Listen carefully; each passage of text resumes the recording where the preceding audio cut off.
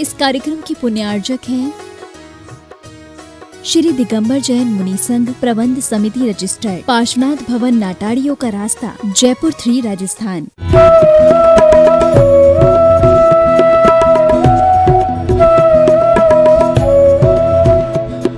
जीवन का राशिफल हो जाएंगे। बीतरागी देवशास्त्र गुरु हमारे जिंदगी के राशिफल हों तो हर एक राशि का फल अच्छा होना है। जिसके जीवन में गुरु है, जिसकी कुंडली में गुरु भारी है, बाकी कोई भी ग्रह उसका कुछ बिगाड़ सकते नहीं। कुंडली में गुरु देखा जाता है और जिंदगी में गुरु देखा जाता है। कुंडली में अगर गुरु मजबूत है तो शनि शुक्र बुध कोई कुछ नहीं कर सकता, और जिंदगी में गुरु मजबूत है तो कोई संकट विपदा तुम्हारा कोई कुछ बिगाड़ नहीं सकता। इसलिए उन बीतरागी देवशास्त्र गुरु की आराधना करना मंगलकारी है। सौभाग्यशालियों, बहुत फर्क होता है। किसी का जन्म मरण, किसी के जन्म मरण से अस्पताल उसका नहीं हो जाता। किसी के जन्म मरण से अस्पताल में जन्म हो तो किसी के जन्म मरण से अस्पताल उसका नहीं हो जाता। लेकिन महापुरुषों के जन्म मरण से अष्टापद और अयोध्या तीर्थ बन जाता है। महापुरुषों का यदि जन्म हुआ है तो वो अयोध्या श्री राम की जन्म भूमि कहलाता है, आदिनाथ की जन्म भूमि कहलाता है। इस पर ऐसा प्रश्न नहीं होगा, ऐसा कुतर्क नहीं होगा कि अगर कोई व्यक्ति अस्पताल में जन्म ले तो अस्पताल उसका हो जाएगा क्या, अस्पताल में मरे तो अस्पताल उसका हो जाएगा क्या। नहीं, राम, आदिनाथ, महावीर जैसे महापुरुष जहां जन्म लेते हैं और जन्म भूमि तीर्थ बन जाती है। जहां से समाधि मरण करते हैं, निर्वाण पाते हैं, वो सम्मी शिखर बन जाते हैं। इसलिए कुतर्कों से आपस में मन मुटाव करना कोई बुद्धिमानी नहीं है। बुद्धिमानी इसमें है कि आप तीर्थंकरों की निर्वाण भूमि का सम्मान करें और तीर्थंकरों की मान्यता वाले आपकी भावनाओं का सम्मान करें।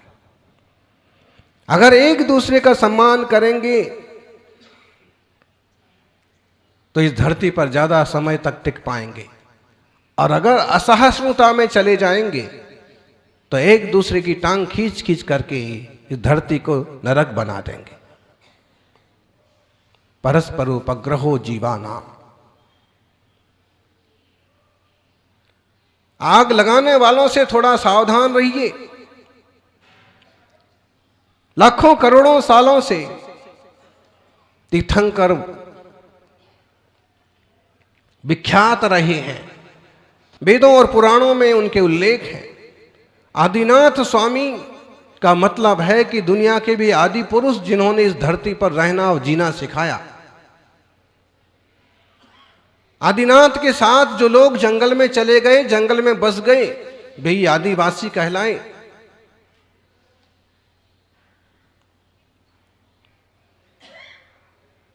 पुराणों में उनके लिए राज्य भ्रष्ट क्षत्रिय कहा है, जिनके राज छिन गए या कोई विपरीत परिस्थितियां पैदा हो गई या सन्यास के लिए चले गए और नहीं निभा पाए, वो वहीं के वहीं बस गए। आदिनाथ भगवान का इतिहास बहुत पुराना है, तीर्थंकरों का अवदान बहुत बड़ा है। ऐसे में वर्तमान में केवल संख्या बल के बल पर कुछ उल्टे सुलटे निर्णय और उपद्रव नहीं होना चाहिए। मतलब है कि सिर गिने जाएंगे, खोपड़ियां गिनी जाएंगी, और जिनकी खोपड़ियां, जिनके सिर ज्यादा होंगे वो प्रभावशाली कहलाएंगे, वो राज करेंगे। सिर के अंदर क्या है उसे कोई पूछने वाला नहीं है। खोपड़ी में क्या है उसे कोई नहीं पूछेगा इस कलयुग में। आप की खोपड़ी में क्या है, समझ में आ रहा ना? आप खूब विद्वान हैं, खूब बुद्धिमान हैं, खूब दान करने वाले हैं, खूब टैक्स देने वाले हैं, सारे समाज के लोग पढ़े लिखे हैं, लेकिन हैं गिनती के, हैं हजार में लाख में ही हैं। तो आप कितना ही चतुर रहो, सारा टैक्स भरो, वोटिंग के लिए तुम्हारा टैक्स काम नहीं आएगा।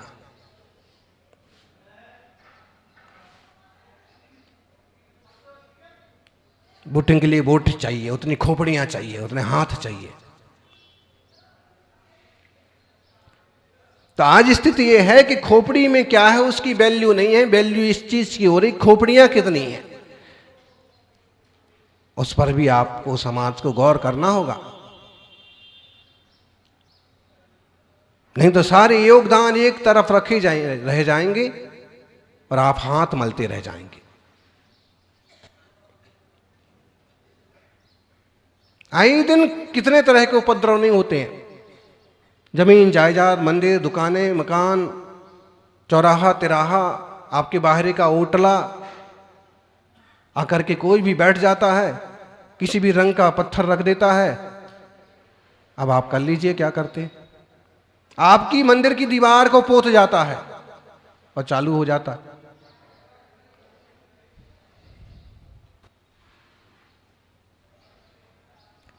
सागवाड़ा के पास एक गांव है भिलौड़ा, और उसके बाहर मंदिर का बड़ा सारा चबूतरा है, मंदिर से जुड़ा हुआ है, मंदिर का पिछला हिस्सा है 50 बाई 25 का, 50 बाई 40 बाई 10 का, ऐसा कुछ होगा। उस पर भी श्रावक अपना वर्चस्व नहीं रख पा रहे, नहीं रख सकते, उसे सार्वजनिक बना दिया लोगों ने। भाई सार्वजनिक चीज है, सार्वजनिक रहे, हम भी सबको उपयोग करने को दे रहे हैं, लेकिन आखिर जिनकी जो चीजें हैं कम से कम उनके अधिकार उनके नाम से रहने तो दो। नाम उनका है, अधिकार उनका है, लेकिन वर्चस्व किन्हीं और का है। इस तरह की चीजें जो है ना, ऐसे बहुत जगह है।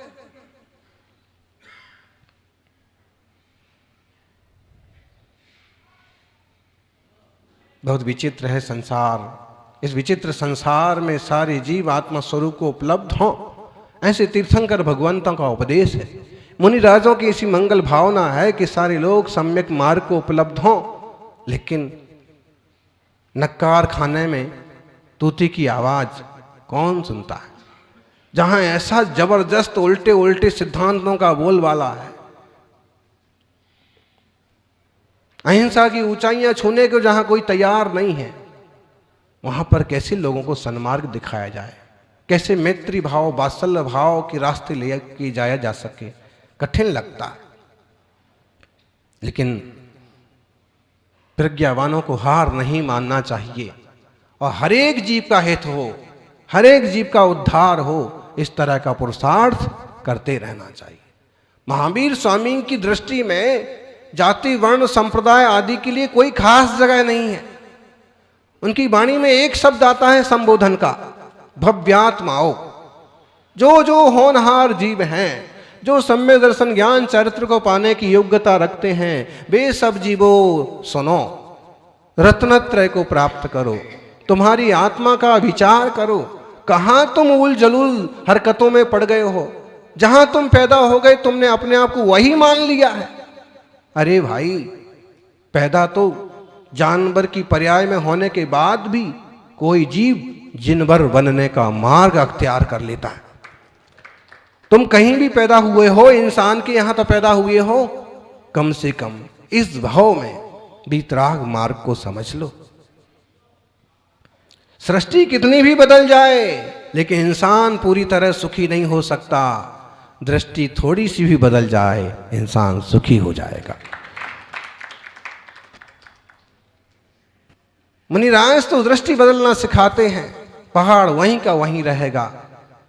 तुम्हारी सोच के कारण से उपद्रव पैदा हो गए, तुम्हारी सोच के कारण से वह पूजनीय है और तुम्हारी सोच के कारण से वह पूजनीय नहीं है। दृष्टि बदलिए, सृष्टि तो जैसी है वैसी ही रहने वाली है। कल तक वहां नमाज होती थी, आज वहां कीर्तन हो रहा है।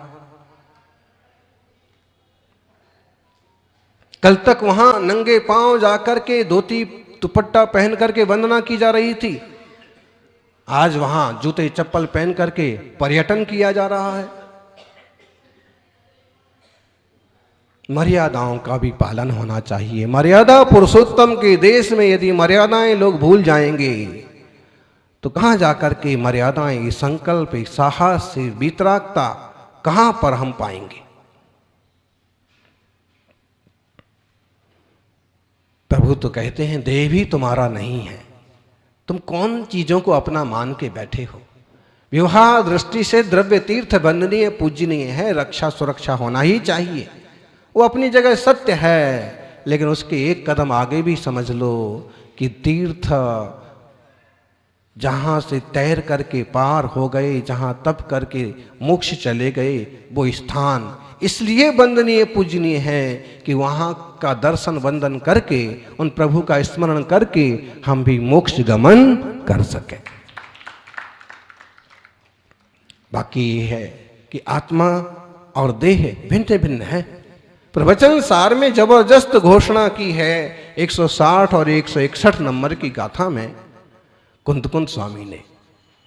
ना हम देहो न मनो न च्यो वाणी न कारणम तेसिम कत्ताणकारयिदा अणुमन्ताणेव कत्तीनम देहोयमणो वाणी पुग्गलदब्बप्पगाति निद्दिठा पुग्गलदब्बम हि पुणो पिंडो परमाणु दब्बाणम। ऐसी वेद विज्ञान की बातें दुनिया में दुर्लभ है। प्राकृत भाषा के वो प्राचीन शब्द, हृदय से निकली हुई वह आवाज, यहां कह रहे हैं ना हम देहो, ज्ञान करना, विचार करना, चिंतन करना। ना हम देहो, मैं देह नहीं हूं, मैं देह नहीं हूं। अगर देह आप होते तो देह और आत्मा भिन्न क्यों होता? एक आयुष्य पूरा होने के बाद जलाया क्यों जाता, दफनाया क्यों जाता? क्यों ये लोक व्यवहार में कहा जाता कि अब माटी हो गया है, अब मर गए हैं, अब उनकी मिट्टी उठाई जाएगी? होता है कि नहीं? चलते हैं, आज भी चलते हैं ये शब्द। अगर 100 रखा हुआ है तो बोले कि अभी मिट्टी उठी नहीं है, क्या मतलब है? सीधा तो कह दिया मिट्टी, मिट्टी है इसलिए मिट्टी कह रहे। जब तक चेतना थी तब तक उन्हें अमुक नाम से पुकार रहे थे, सम्मान कर रहे थे। तो ना हम देहो न मनो, मैं मन भी नहीं हूं। आप कहोगे मन तो मैं हूं, क्योंकि मन के बिना कुछ नहीं होता। लेकिन आप मन नहीं है।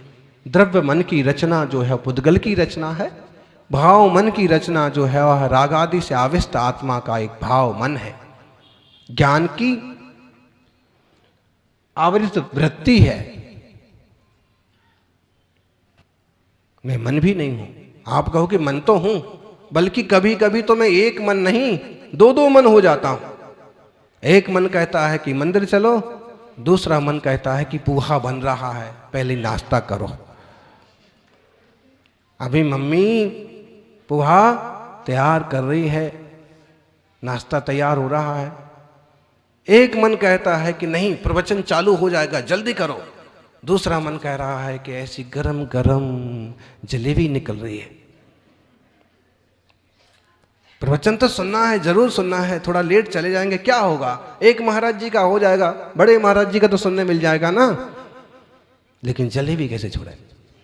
फिर दूसरा मन कहता है कि नहीं भाई जलेबी खाते खाते तो जिंदगी निकल गई, जिनवाणी सुनो। तो हमारे तो 2 मन हो जाते हैं, मन 2 नहीं हो जाते। वो हमारे विचार ही दो तरफा चलते हैं। एक ही मन, ऐसे समझ लो दो मुंहा साफ,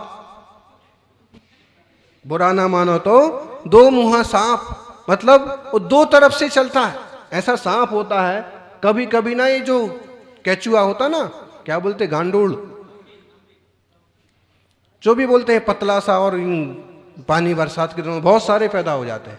तो कभी अगर इस तरफ से धक्का लगा दो ना तो उस तरफ से चलने लगता है, वो उस तरफ से लगा दो तो इस तरफ से चलने लगता है। तो मन का यही है कि अगर वो इधर भी चलता है, इधर भी चलता है, लेकिन आप अगर उसको एक तरफ से रोक दें तो दूसरी तरफ से चलता रहेगा, आगे बढ़ जाएगा।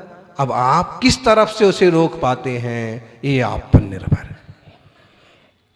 कभी कभी आप कहते ना, मेरा तो बिल्कुल क्या करें, मेरी एक आत्मा तो कहती है कि ऐसा करो और दूसरी आत्मा कहती है ऐसा करो, लेकिन आत्मा कम बोलते हैं, मन बोलते हैं।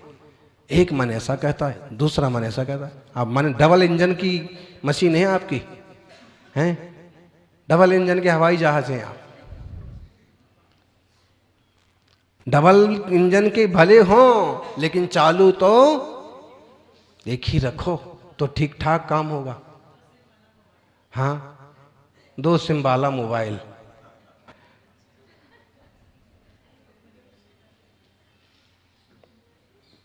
क्या होगा, चंचलता और बढ़ेगी। मन दो नहीं है, धाराएं दो हो जाती हैं। फिर भी द्रव्य मन तो मैं नहीं हूं, मैं चैतन्य हूं, ज्ञान घन आत्मा। नच्यो वाणी, वाणी भी मैं नहीं हूं। बड़ा उल जलूल काम करते हैं, मेरी बात नहीं मानी गई, मेरी बात नहीं सुनी गई, मेरा प्रवचन हो रहा है और इतने कम लोग बैठे हैं, मेरी प्रवचन की कोई कीमत नहीं है। घर में तो अक्सर कर होता है, पिताजी को इतना रोष तब आता है सबसे ज्यादा जब वो बेटे को कोई आज्ञा दें और पालन न किया जाए। अध्यक्ष जी को, मंत्री जी को तब ज्यादा गुस्सा आता है। कब आता है जी? जब यहां लिखा है, जब कहा है कि यहां जूते नहीं उतारना, किसने उतारे, यहां ऐसा नहीं करना, मतलब उसमें ऐसे लगता है कि मेरी बात नहीं मानी गई। लोक व्यवहार में सही भी है कि जो जायज बात है वो मानना चाहिए, लेकिन अध्यात्म ऐसे कहता है कि वाणी भी तुम नहीं हो, वाणी पुद्गल की रचना है। सद्दो वंदो सोमो थूलो संठान भेद तम छाया, उज्जो दाद बसहिया पुग्गल दब्बसा। ये द्रव्य संग्रह की गाथा। शब्द सबसे पहले, शब्द बंद सौक्ष्म स्थौल्य संस्थान भेद तमस छाया तपो द्योतवंतश्च। तत्वार सूत्र का सूत्र सबसे पहले क्या लिया? शब्द। शब्द क्या है जी? पुद्गल है, लेकिन जब एक शब्द बोलते हैं तो मोती झरते।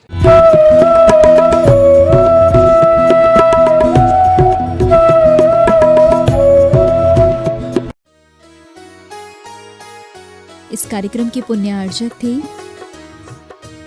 श्री दिगंबर जैन मुनि संघ प्रबंध समिति रजिस्टर्ड, पार्श्वनाथ भवन, नाटाड़ियों का रास्ता, जयपुर 3, राजस्थान।